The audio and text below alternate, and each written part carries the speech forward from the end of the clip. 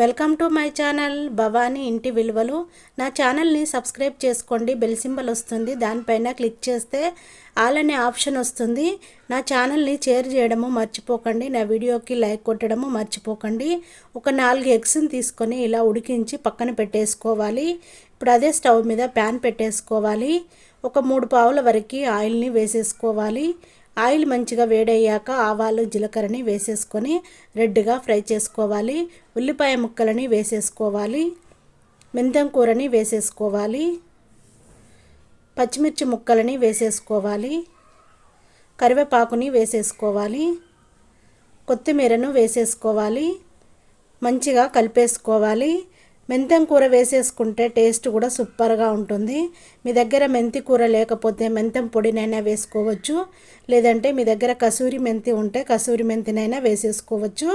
దోరగా ఫ్రై చేసుకోవాలి. అప్పటికప్పుడు ఫ్రెష్గా రెడీ చేసి పెట్టుకున్న అల్లం ఎల్లిగడ్డ పేస్ట్ వేసి మంచిగా పచ్చివాసన పోయేంత వరకు ఫ్రై చేసుకోవాలి. 1 స్పూను పసుపు వేసేసుకొని ఫ్రై చేసుకోవాలి. ఇప్పుడు మనము కట్ చేసి పెట్టుకున్న చిక్కుడుగాయని వేసేసుకోవాలి. నేను 1/2 కేజీ చిక్కుడుగాయని తీసుకున్నాను. మీరు కావాలనుకుంటే తక్కువ కూడా తీసేసుకోవచ్చు. ఇందులో పచ్చిమిర్చి ఎక్కువగా వేసేసాము. కారము సరిపోదనుకొని నేను 1/2 స్పూన్ వరకు కారం పొడిని వేశాను. మీకు కారం తక్కువగా తింటే పచ్చిమిర్చి అంతే సరిపోతుంది. 50 గ్రామ్స్ వరకు తీసుకున్నాను. 1 స్పూన్ వరకు ఉప్పుని వేసేసుకోవాలి. మంచిగా ఫ్రై చేసుకోవాలి. ఒక 5 మినిట్స్ వరకు మంచిగా ఉడికించుకొని మూత పెట్టేసుకొని ఒక 5 మినిట్స్ ఉడకనివ్వాలి. మూత తీసుకొని మళ్ళీ ఒకసారి కలుపుకోవాలి, లేదంటే అడుగంటుతుంది. మధ్యలో ఒకసారి కలుపుకొని మళ్ళీ మూత పెట్టేసుకోవాలి. ఇలా చేసుకుంటే చిక్కుడుగాయ టమాటా ఎగ్ కర్రీ చాలా బాగుంటుంది. టేస్ట్ మాత్రం సూపర్గా ఉంటుంది. మూత తీసుకొని మళ్ళీ ఒకసారి కలుపుకోవాలి.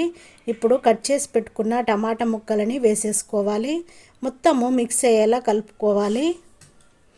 టమాటా అంతా మిక్స్ అయ్యేలా మంచిగా కలుపుకోవాలి. ఇప్పుడు మూత పెట్టేసుకొని మరొక 5 మినిట్స్ ఉడికించుకోవాలి.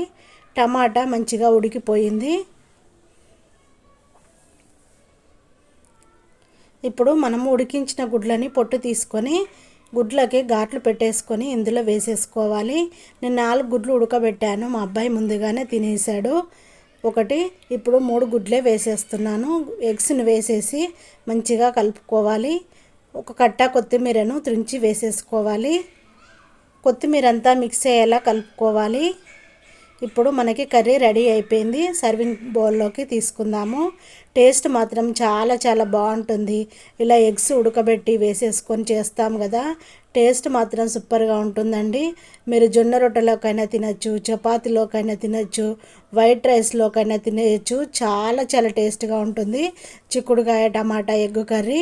నేను చేసిన ఈ చిక్కుడుగాయ టమాటా ఎగ్ కర్రీ మీకు నచ్చినట్టయితే నా వీడియోను మీకు తెలిసిన వాళ్ళకి, మీ ఫ్రెండ్స్ అందరికీ షేర్ చేయడం మర్చిపోకండి.